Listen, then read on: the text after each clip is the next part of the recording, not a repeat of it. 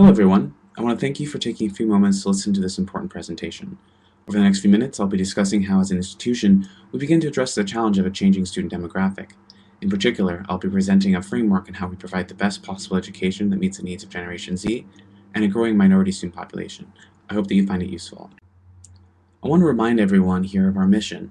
The mission of the university states that we offer career-oriented undergraduate, graduate, and professional degrees and programs for people seeking personal and professional growth.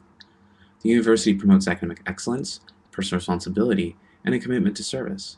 Distinctive curricula in an international, culturally diverse, supportive learning environment prepares graduates for life and leadership in an increasingly interconnected world.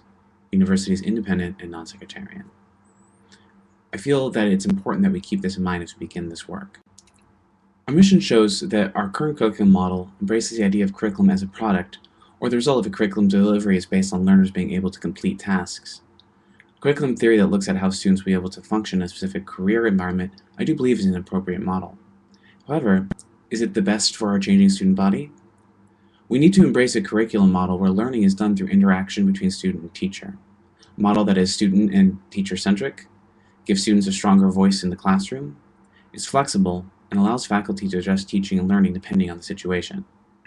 I would like to provide you with a background of the issues to better inform our upcoming work. As a new generation of students enter college, faculty and staff will have to change our approach when it comes to the work of educating students for the future. There are several reasons that I feel that these issues are substantial. To begin with, Generation Z has recently begun their post-secondary careers, and they're entering our institution already. They are digital natives who have grown up in a digital world. An increasing number of students are coming from a range of minority and socioeconomic backgrounds, and by 2055 it is projected that non-white Americans will make up a majority of this country, with many minority students being the first in their families to attend higher education institutions. There are hundreds of similar statistics that show that these student changes must be addressed. This graph, which is based off information from the Pew Research Center, shows the projected U.S. population by 2055. 54% of the population will most likely not identify as white. I would like to now provide ways in which we may begin to prepare the university to be able to provide our programs to all students. These issues touch all stakeholders within our institution and will mean a shift in the operations of our organization. I would first like to address how we may support Generation Z students who are already taking classes with us. There are many ideas that could be utilized, however, there are several that I feel we should immediately begin to put together. In particular, we need to invest in more technology and multimedia education. We need to help students integrate and strengthen ties to the professional world. We need to invest in faculty development, create an educational environment and curriculum framework that is student-centered. We must incorporate group work, flipped classroom approaches, segmented education delivery, and technology tools. We must prepare the faculty to teach a new generation of students and create scholarship funds and tenure structures that encourage faculty to implement changes to pedagogical models.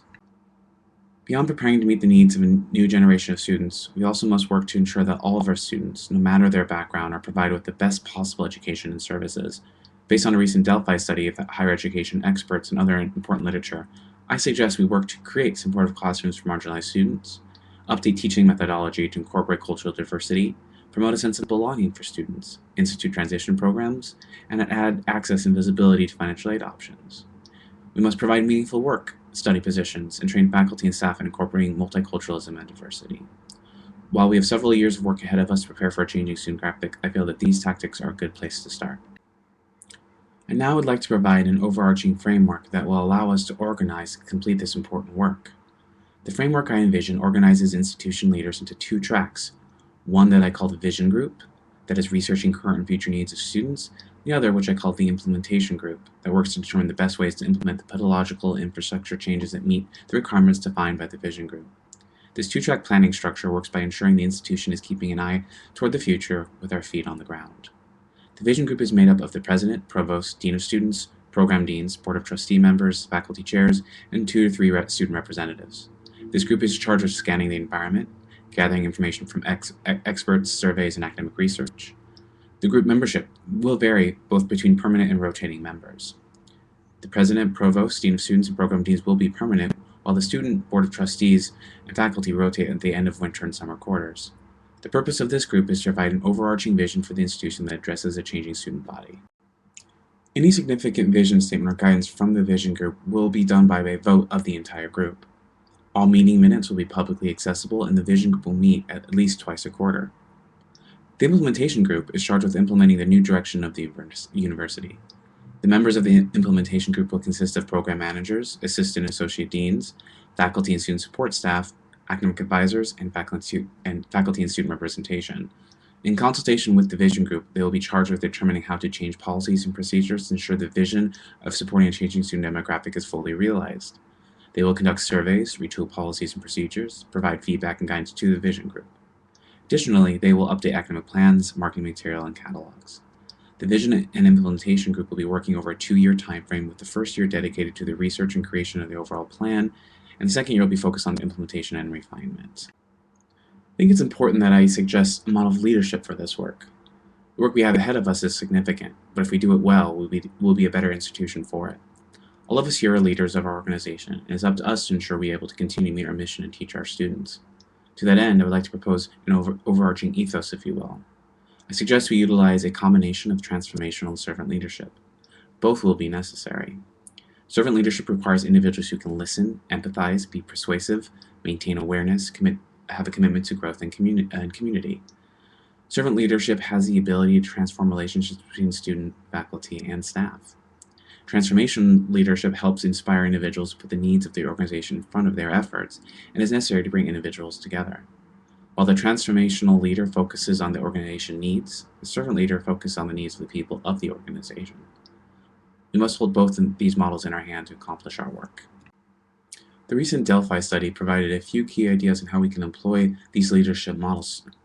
We will need to address gaps in cultural awareness, create tools like internal climate surveys, and incorporate these ideas into a multi-year change process.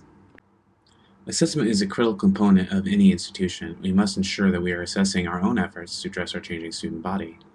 Within the assessment structure, the implementation group and support staff will be charged with creating and maintaining assessment tools, distributing surveys to students, faculty, and staff that are designed to capture key changes in curriculum support structures. The implementation group, in consultation with the Vision Group, will create key performance indicators designed to assess how faculty and staff are meeting their goals. At the end of the year, the two groups will come together to discuss results and start planning for the following year. These are some of the references I used in creation of this presentation. My entire notes are available for review. Thank you.